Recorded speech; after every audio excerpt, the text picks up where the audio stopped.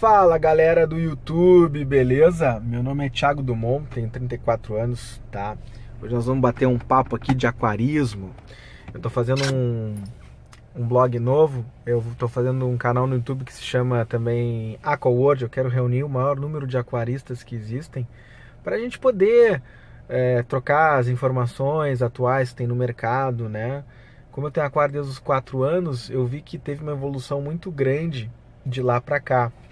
E hoje nós vamos falar um pouquinho sobre as nossas amigas bactérias, gurizadas. As bactérias, elas são nossas amigas e sem as bactérias, tudo aquilo que tem no aquário não ia funcionar. Por quê? Não vou falar de ciclo de nitrogênio, não vou falar de outras coisas mais técnicas, porque a grande maioria dos aquaristas não quer saber de química. A galera quer cultivar os peixes, criá-los, manter eles vivos pelo maior tempo possível. E para isso tem que ter um aquário saudável. Então vamos lá, gente. As bactérias.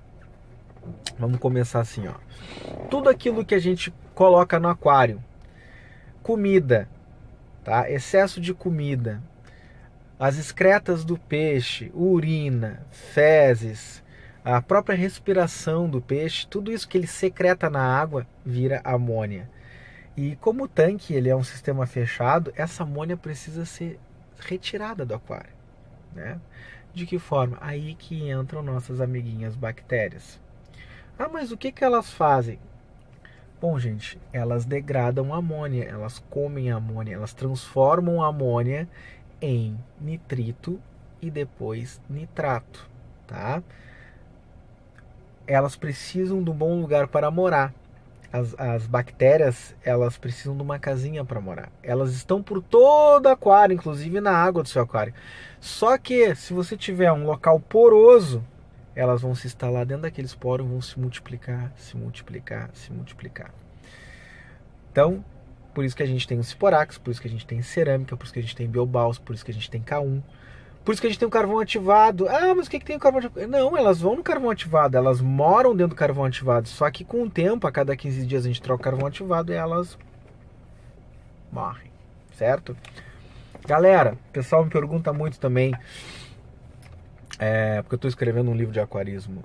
O meu sogro é engenheiro químico, ele faz tratamento de esgoto aqui na cidade dele. E como é que a gente acelera o crescimento da ciclagem no aquário novo?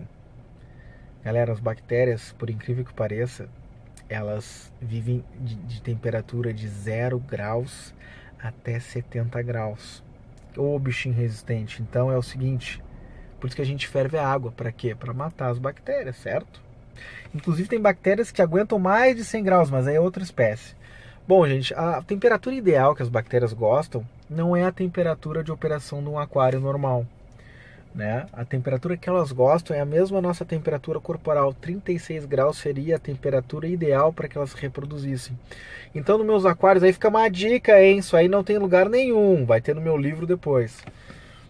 36 graus é a temperatura ideal que as bactérias se reproduzem. Então, na hora da ciclagem, se você tiver um aquecedor bom, mantenha essa temperatura em 36 graus e deixa o aquário ciclando. Eu gosto de deixar o aquário ciclando por uma semana no mínimo, tá? Para depois começar a colonizar ele com a fauna. Beleza, gente. Bom, as bactérias são dois tipos, as bactérias aeróbicas e as bactérias anaeróbicas. Aeróbicas adoram oxigênio, as anaeróbicas vivem sem oxigênio. O que isso quer dizer? As aeróbicas transformam amônia em nitrito e nitrato. E as anaeróbicas transformam o nitrato em nitrogênio. Ah, mas o que isso quer dizer? Isso quer dizer que geralmente, na maioria dos aquários, você não tem as bactérias anaeróbicas porque você não tem no seu SAMP um lugar ideal para que elas sobrevivam. Você tem geralmente uma água superoxigenada no seu SAMP, onde se desenvolvem as bactérias aeróbicas em quantidade. Consequentemente, você tem muito nitrato na água. Claro, nitrato ele não é tão tóxico quanto a amônia, evidentemente, mas dependendo da quantidade, sim, atrapalha o peixe, tá? E o que é a amônia? Por que a amônia atrapalha o peixe? O que a amônia faz no peixe? A amônia, como o peixe secreta amônia no aquário, pela guerra, se tiver muita amônia dissolvida no aquário, ele não consegue secretar amônia. E essa amônia intoxica ele e ele vai queimando a guerra e ele com o tempo ele vai sufocando porque ele não consegue absorver e nem eliminar. Ele não consegue absorver oxigênio e nem eliminar gás carbônico, então com o tempo, e nem amônia, então com o tempo ele morre intoxicado. Por isso que a amônia é tão prejudicial no aquário, entendeu?